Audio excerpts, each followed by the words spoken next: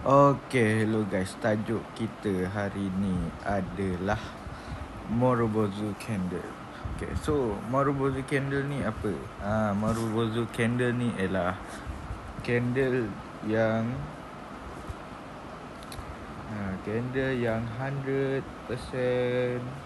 seller or buyer. So bila korang jumpa candle ni, korang jangan lawan. Sebab apa? Sebab candle ni dia 100% seller ataupun buyer. Sebab apa? Marubozu candle ni selalunya kalau dia keluar, dia shadow dia kecil. Kecil ataupun tak ada langsung.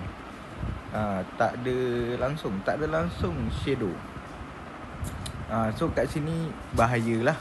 Macam kita tahu kalau kita nak entry, kita kena ada rejection. Kalau sell rejection atas, kalau buy rejection bawah. Tetapi candle Marubozu ni kecil je shadow dia dalam bawah 5 pips. Ataupun tak ada langsung. So maksudnya kat situ kita dah ada 100% seller or buyer. So bila 100%, saya lukislah keadaan dia. Ni candle Marubozu bearish. Ni bearish lah.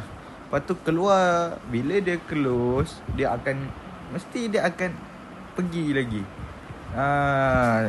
Yang next candle ni sama ada Marubozu lagi ataupun candle doji ataupun tu tak pasti lah. Tapi yang penting dia mesti akan pergi lagi mengikut candle Marubozu ni. Sebab apa? Ini ialah 100% guys. 100% seller. Kalau candle bearish 100% seller. Kalau candle bullish 100% buyer. So kalau korang lawan, korang berpotensi hit XL. Sebab korang melawan orang yang menggerakkan market ni. So bila nampak candle Marubozu ni, jangan lawan. So apa nak perlu buat? Apa yang korang perlu buat bila nampak candle Marubozu, korang cari dekat TF kecil. Pergi dekat TF kecil. Lepas tu korang cari setup time frame kecil yang sama dengan, kalau ni bearish cari sell. Kalau candle Marubozu ni bearish cari sell. Kalau bullish cari buy. Sebab apa? Candle Marubozu ni yang bestnya korang boleh ambil dekat H4, daily, ataupun H1.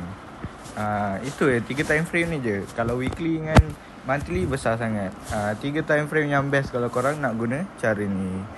So itu sahaja untuk video kali ni.